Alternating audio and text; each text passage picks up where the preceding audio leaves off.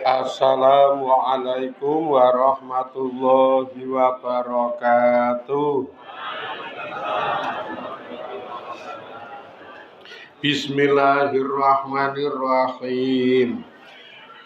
Bi husni hadhihi niyyah li ibtigha'il ulumi nafi'ah wa ibtigha'i mardatillahi ta'ala wa rahmatihi fid dunya wal akhirah. Biwasilati wa barakati ta'alumina hadza tafsirul Qur'an. Ya Allah waqdi hawaijana wastajib dunga ana ya Allah. Fasul khusus limu alif hadzal kitab nafa'anallahu bihi wa bingulumihi fid dharaini. Amin ya rabbal alamin bi barakatil Fatihah. A'udzu billahi minasy syaithanir rajim. Bismillahirrahmanirrahim. Alhamdulillahi rabbil alamin. Arrahmanir rahim. Maliki yaumiddin. Iyyaka na'budu wa iyyaka nasta'in. Ihdinas siratal mustaqim.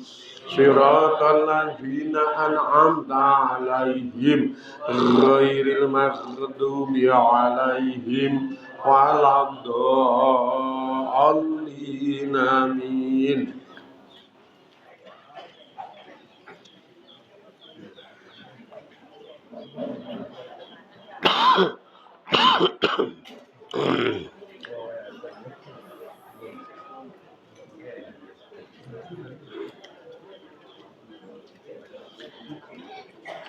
Bismillahirrahmanirrahim. Qalu jazaa'uhu ma'uhu man wujida fi rahli fahuwa jazaa'uhu kadzalika najzi zalimin.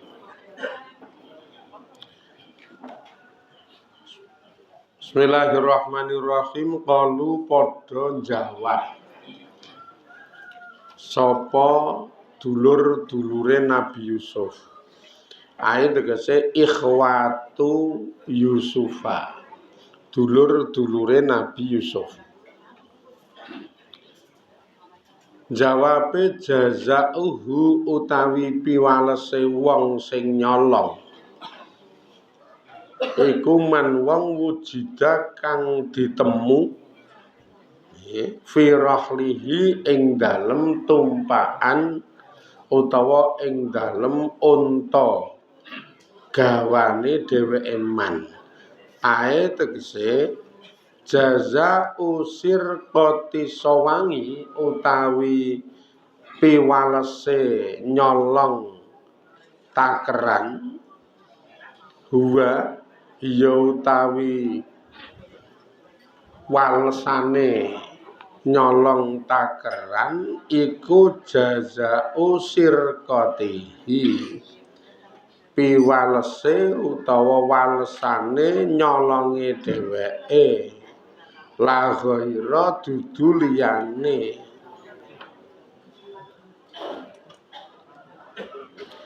Mula fa'aftu mongko padha fatwa sapa sira kabeh bisariatihim kelawan syariate dheweke kabeh. Kengko nek ngantek saka rombonganmu digledah ternyata ketemu takerane sang raja karo cangkire sang raja, ketemu ning salah siji kowe kabeh, iki engko piwangse apa? Dulur-dulure Nabi Yusuf do jawab, nek ngantek niku ditemu di jaza uman wujida, nek ngantek cangkir karo takerane ndeke sang raja niku ditemu ning salah siji saka kita. Kadulur-dulur wong niki sak sedulur sak awak. nek ngantek ditemu saka salah siji kita ya kudu dikai piwales walesane nyolong takeran iku. Aturane nggene jenengan walesane nyolong takeran karo cangkire sang raja niku ki napa? Ya niku di lumpat niku. Oh, mula ora ketemu. Jazau ae tegese jazau sirkoti sawangi utawi piwalese nyolong takeran huwa hiya utawi piwalese nyolong takeran iku ahzul insani di nyekel wonge sing nyolong niku dicekel alazi wujida kang ditemu apa asawangu takeran fi matangihi ing dalem gawane wong niku. Fahuwa mongko utawi walesane iku jazauhu walesane dheweke. Ingeten mawon Pak KPK. Nah kan sing gledah KPK. Tukang ngaudit kuwi. Nek ngantek wadahe sang raja cangkire sang raja niku mengke ditemu ing dalem gawane salah siji saka rombongan kita niki. Mongko wonge niku pokoke dicekel. Wonge niku dicekel, ora oleh bali mulih. Terus piwalese dheweke ae tegese faiz tira utawa faiz tirika kidzalika istirqa kidzalika fa istirqa kidzalika sahsi mongko utawi dianggepe nyolonge mangkono wong suwiji iku sunnatun sunnah utawa satu kebijakan wahua utawi nganggepe nyolonge mengkono wong iku jazau sirqatihi walesane nyolonge dheweke la ghaira dudu liyane. Fa'aftu mongko padha ngekekana fatwa sapa sira kabeh bisyariatihim kelawan syariate. Kelawan istilahnya aturane dheweke kabeh. Niki Pak KPK dadi gledase aja ngantos ora ana bukti karena kekuatan nyekel kekuatan nuduh niku tetep dikandani bukti sing jelas. Tadi digledase saka rombongan kita niku manggledase ana apa ora nenggon gawan-gawan sing temumpang ten onta-onta kita niku digoleki riyen. Kira-kira mengke ketemu ranek ngantek ketemu lah ya salah sijine sing duweni unta niku sing kudu dicekel. Terus mengke hukum aturan nyolongi wong suwiji niku dideke kebijakane kudu diberlakukan. Lah wujude napa nggih dikei hukum nyolong. Dikei hukum nyolong.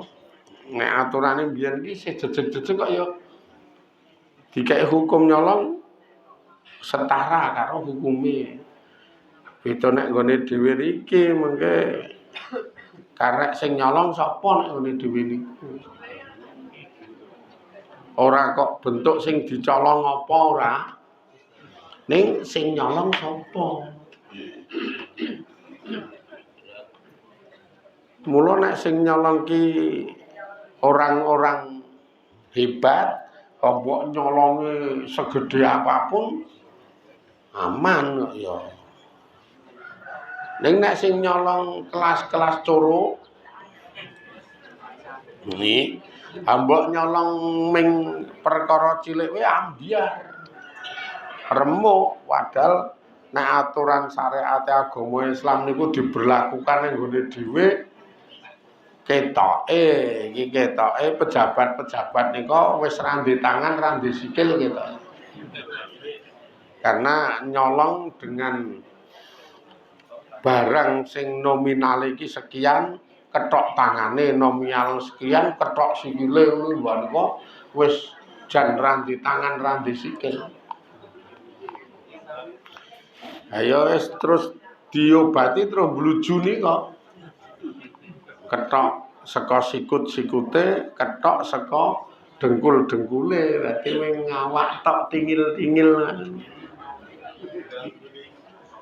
Gulang-guling wangun kae. Terus kok arep ndi bringos karo ndi godheke didolani. Wah. Didolani ae ra duwe apa-apa temumpang ning kursi roda kok.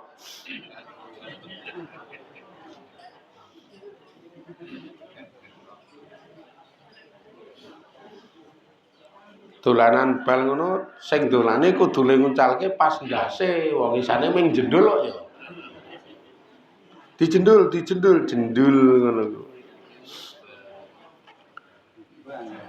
Ra iso apa-apa tenan lah nek wis ngeten iku terbukti siji loro diketok tangane ketok sikile dan iku berlaku. Wah, Indonesia aman ra ana wong nyolong. Terutama di negara iki jan kemakmurane wis istimewa. Mlayu kabeh nang gone rakyate. Akhirnya pendidikan saka TK ngantek sarjana niku wis ora ana sing bayar. Karena memang di negara diplayokke nggo pendidikan rakyate. Rumah sakit ora ana sing bayar. Wong dit pajak-pajak niku mlayune yo ning nggone rumah sakit antarane pejabat karo rakyat tidak ada kesenjangan. Dadi sugih kerene sejajar dan hidupe apik rukun. Sing jompo-jompo ngeten niku gandeng isih urip ning ora payu mbut gawe, kamangka wong urip ya butuh mangan. Ngono kuwi selalu disubsidi per bulane nggo jatah mangan. Turah-turah yo. Nek di ngono kuwi duit negara, kesugihan negara itu turah-turah. Karena semuanya pajak dan juga kekayaane engko nambahi kekayaan negara. Lah saiki kekayaan diangkuti metu. Sing duwe negara wis yo ora menikmati mengoleh pirang persen dari kekayaan tambang emas, tambang iki, tambang iki wis alah. Wis.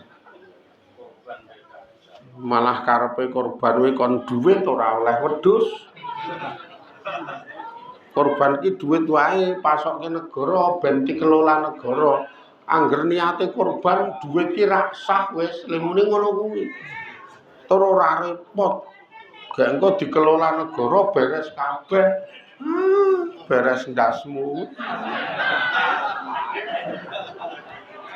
Ambok beleh wae nggo gawean warga. Dimasak wah angger dina korban iku bar bedhug iki saben omah kemutuk ngarepan. Angger bar bedhug nika wong do nyate. Sing kakung-kakung angger korban kae iki engko awan kae wo raine mining-mining kae. Gembyeng-gembyeng malahan bayang. Gayenge rukune memorine jan asik pasoke negara. Ameng bundhet. meng ilang dalane apa-apa ilang dana umat mbuh nggo ngopo ora jelas jluntrunge berbagai macam pasokane rakyat saka tembung pajak ya wis ra ana jluntrunge sekolah angel kebijakane ra cetha isih bayar iki bayar iku rumah sakit nek ra nganggo BPJS sing umum ya larang tenan sih jan larang tenan rumah sakit iki nek sing umum ora nganggo BPJS barengane ibune pas nglairke wingi nika ki wong Srungga selisih 10 menit wong Srungga tekan kono agi 5 menit turung dikapak-kapake agi diklekake nenggon kae gledekan kowe mak cenger bayine sehat dadi rumah sakit dihukumi urung melakukan penanganan pasien namanya urung garap pasien wong nang kono iki lair dhewe mak cenger ya ming padha karo ming ngresiki wes nek untuk hukum BPJS urung iso diarani kok ngene iki akhirnya penanganan ngewangi bayen terus ngedusi anak niku rumah sakit ngomong niki semuanya normal dadi ten mriki 24 jam terus ibune karo anake boleh pulang karena tidak ada kendala sama sekali ya oke sedina sewengi nang rumah sakit 3 juta 200 sing umum niku ming sedina sewengi jam maghrib nika teka malam Senin bareng asar Senin awan mulai 3 juta 200 rinciane diwacake sing wedok ning sanding kamar nika kamar sing go nginep nika bangsal nika iki semene walah iki Pak kok ngene kok semene iki larange ra elok-elok lho sing wedok omong ngono kuwi jane upamane nganggo aturane agama niku ki nek do ngakoni ora ana eleke karena Allah netepke aturan ki ora bakal kleru Allah kok kleru wis ping pindhone kita ki kawula nek taat karo Gusti Allah manut karo Gusti Allah mesti apik apike ora mung ning donya tok engko bar donya diganjar wis dunyane apik bar donya mesti do mulya kuwi diberlakukan ing dalem pengaturane negarane awake dhewe ngono ya iso makmur tenan ning wis ora ngono mekanismene ket biyen wis ngene iki dadi wis ora iso wah ketoke mah saya parah ketoke ya niku saya parah jebul anu wingi niku sapa sing kandha menteri sapa niku babakan ijazah dari mulai petinggine ngantek menteri DPR dan lain sebagiane ngono iki sing ijazahe ra lulus SMA pira terus sing ijazahe samar ora jelas niku kok akeh banget jebule 100 pira ngono ijazahe samar ora jelas saka keterangan kuwi kowe ternyata ya memang ora do pinter kok ya wong nulis sekolah bumbuan dadi ora do cetha makane Menteri Agama we netepke aturan akikah ro korban ya ora cetha mungkin tae wong ya ora cetha kok nang nggon babakan ilmu lho nang nggon babakan ilmu lah wong korban ki saka Kanjeng Nabi akikah ki saka Kanjeng Nabi zakat ki saka Gusti Allah kok diowahi sing sapa wonge nguwahi Quran, nguwahi hadis itu padha karo nggorohke Quran, nggorohke hadis ya ora dong likumawani. Mula pengertian ngelmu agamane ra cetha nek kuwi rada ndrawasi kok ya. Mosok zakat ra perlu. Zakat jane ra perlu kenapa? Karena persenane ming 2,5%. Nek nang Jepang Cina kae iki setoran negara saka segala macam yang dimiliki rakyat pinangka dadi pajak itu mesti rata-rata 10%. Lah mereka makmur le muni ngono kuwi. Mbok nggone dhewe iki separo sisan to ora makmur. Ora sah 10% ning 50% jajal. Mbok nek makmur. Rakyate ya tetep kaya grameh kentekan banyu. Ming dengap-dengap elik kae. 50% sisan. Ora bakal iso apa-apa. Ning pejabate ya sireng-sireng. Jam tangan ki regane ya 1 miliar punjul pira. Jam tangan kuwi. Jadi setil kae nang tanganku wong 1 miliar punjul pira ngono kok. Kayak jenengan tangane ketoke ming dubeti mori ketoke jenengan.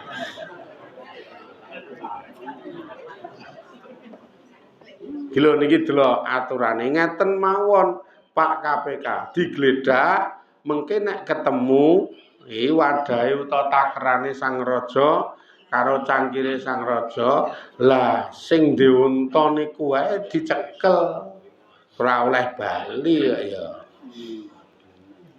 Jadi dicekel kebijakane seperti niku. Kadzalika utawi mangkono-mangkono ae tegese mislu zalikal jazai padane mangkono-mangkono piwales najzi mongko bakal bales sapa kita azzalimina ing wong kang padha zalim. Le zalim bisirkati kelawan nyolong fi ardina ing dalem negara kita. Hadza ya iki negara Mesir min baqiyati kalami ikhwati utawa akhwati Yusufa saking sekarine omongane dulure Nabi Yusuf. Oke. Saiki digledah kita manut kowe-kowe. Sing dinut sedulure Nabi Yusuf niku. Engko nek ngantek kecekel utawa ngantek ketemu pokoke sing duweni kuwi ditarik, dicekel, digawa ning kraton. Sing liyane oleh mulih. Ning sing ana wadah emase ndeke sang raja karo cangkire sang raja ora oleh mulih. Dicekel engko diadili ning kraton kono diadili. Disidang.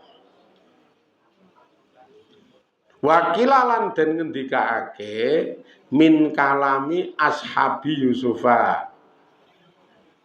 Kebijakan kaya keten niku keterangan lain jedul saka ucapan-ucapane dulur-dulure Nabi Yusuf ning ana pengendikan liya kebijakan nek sing nyolong dicekel gawa ning kraton kuwi saka omongane KPK-ne Nabi Yusuf. Jawaban hale dadi jawab liqauli ikhwatihi kedue omongane dulur-dulure Nabi Yusuf zalika kang kaya mangkono.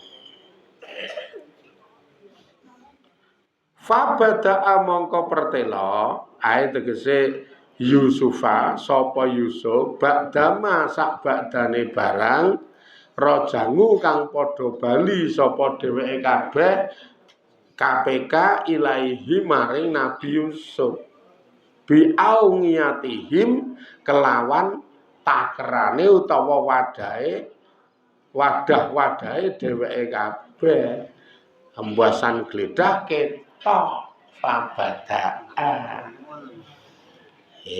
wes wala iki lho ketemu nang kene iki lho biaungiyatihim ae tegese bitaftisi aungiyatil ikhwati kelawan gledah wadah-wadahe para sedulur al-ngasrati kang 10 mbasan 10 keluarga utawa 10 sedulur saka nggone Nabi Yusuf iki saka sing barep digledah nomor 2 digledah resik ora ana sing nomor 3 ya digledah ana kresek cilik kae dibuka.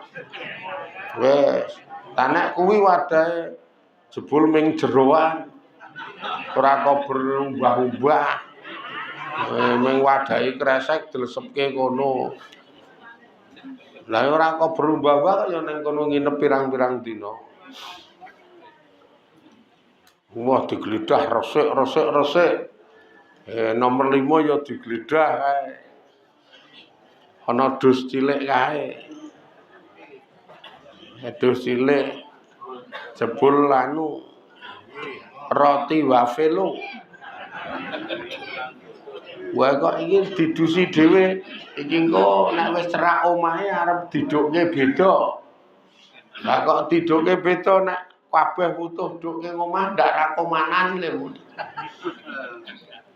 Dadi madai dhewe sethithik engko nek wis cerak omah kae didukke beda ketoke diselehke kebon sik. Duruki godhong gedang.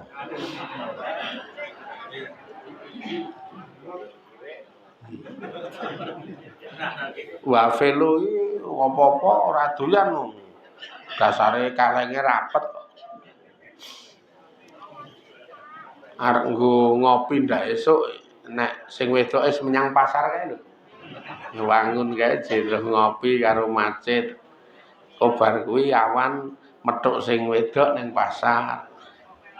Sing wedok takon, "Mangan urung, Pak?" "Mangan apa?"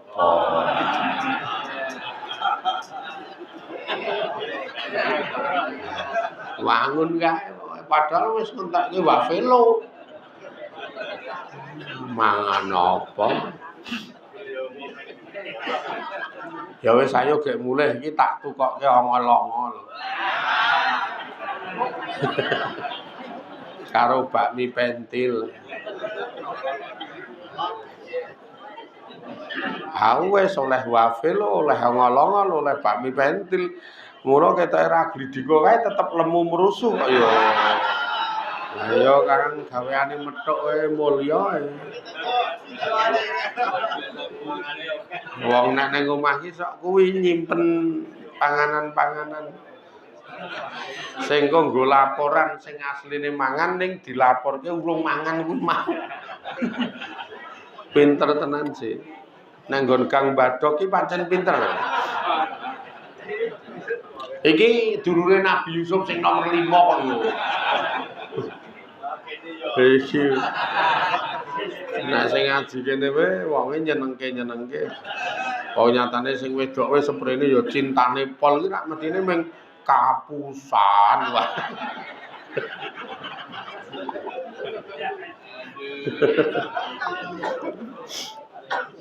Nggih. Makane terus digledah ketok.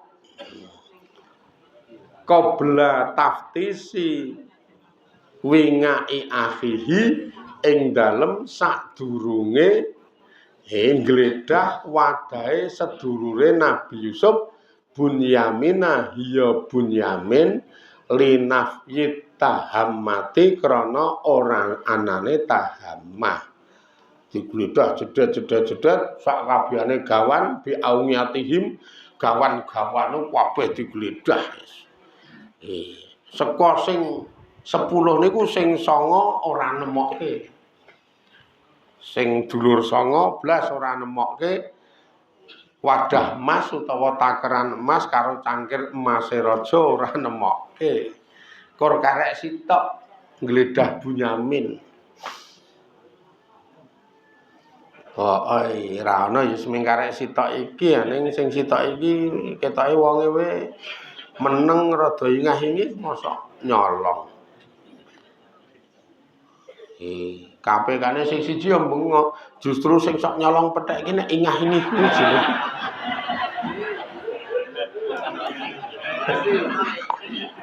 Lah ya, ketoke ingah-ingih malah nyolong pethek sih. Nek sing brangasan kuwi malah rada apik wong ketoke brangasan iki punya konsekuensi kok ya. Ning sing ingah-ingih kuwi wae. Iso sing nyolong kuwi ya iso.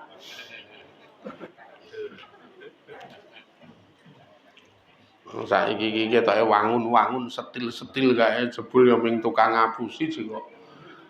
Ya kadang dasinan, kadang jas-jasan.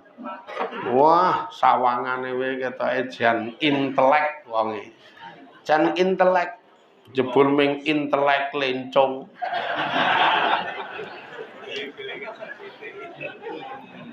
Wangune ra elok-elok buluh lah ketok iki. Wah, nek kur bleger ora kena nggo patokan. Nek kur bleger iki ora kena nggo patokan. Mula ming karek siji iki. Piye kira-kira iki?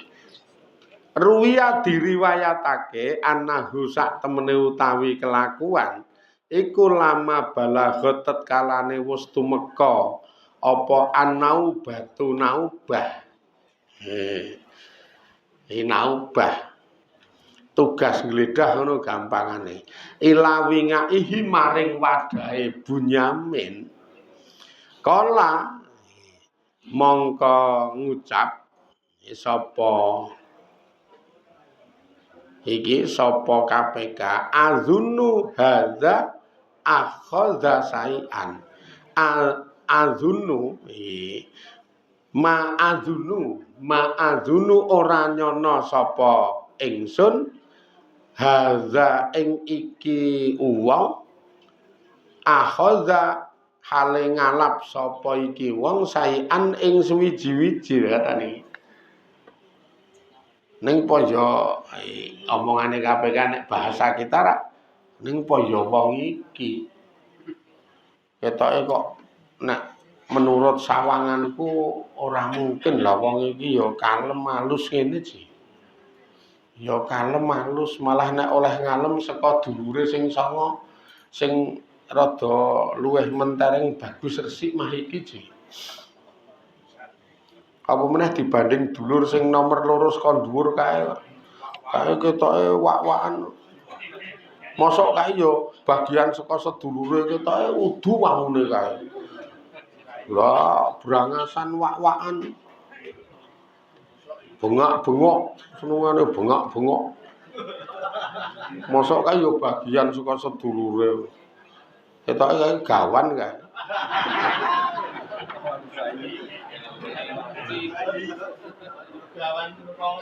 Maksudnya ini digawa karo si keluarga kuwi kon ngawal ngono lho. Dadi nek cara urusan donya iki dhisik ngono lho mingen. Kae ketoke ming dhisik sing kon ngawal kae. Nek iki malah wonge wangun resik gek ketok le priyayi. Mosok yo iki. Faqala mongko jawab sapa ikhwatu Yusufa. Dulure Nabi Yusuf wallahi demi Allah la natruku ora bakal ninggal sapa kita ka ing sira Binyamin hatta tangzuru ngantek ningali sapa sira fi rahlihi ing dalem gawane utawa ing dalem gawane unta. Pokoke tenangno Bunyamin. Kowe tetep tak enteni ning kene ora bakal tak tinggal. Ben nek digledah ben digledah. Tenangno wong kita keluarga kakang-kakangmu bakal ngenteni kowe ora bakal ninggal. Di santai wae rasah resah. Ora nek tak culke kok ndak bapak yo piye nek ngantek kowe tak culke wingi wis sumpah janji-janji sih. Dadi tetep tak enteni. Engko ngenteni le rampung digledah. Bunyamin yo omong, ning niki wau salah siji KPK ki omong le gledah gen kula sesuke. Lah yo omong ngono sih lha piye? Wis ora apa-apa, tekan sesuk tetep tak enteni. Ben tekan sesuk tak enteni. Ning ora ditinggal tenan lho, ora wis pokoke. Lah terus piye ya wis layah-layah sithik apa mulih-mulih sithik. Utawa ya sepo golek warung sik ngantek tekan sesuk. Ha iki dadi ngenteni sesuk iki. Wong le beda sesuk kok ya. Makane kebijakan karo aturan itu nek adil ana iming-iming saka Kanjeng Nabi 7 golongan sing calone oleh yupi-yupi Gusti Allah ning dina kiamat. Salah siji saka 7 golongan iki pimpinan sing adil, imamun ngadilun. Ning nek ngantek pimpinan sing ora adil sing lacut, wis ketoke neraka sadurunge penyembah berhala. Alhamdulillah niki jan ora ana sing dadi pemimpin, dadi adil karepmu ra karepmu. Wong ya ora ana sing diadili nek kaya jenengan. Niki sik terus ke sesuk muga-muga dadi rahmati Allah, istiqomah le ngaji, pinaringan keberkahan, ayem tentrem atine, bejo mulya dunya dugi akhirate. Amin ya rabbal alamin. Ila akhirih wallahu a'lam walhamdulillahi rabbil alamin. Assalamualaikum warahmatullahi wabarakatuh.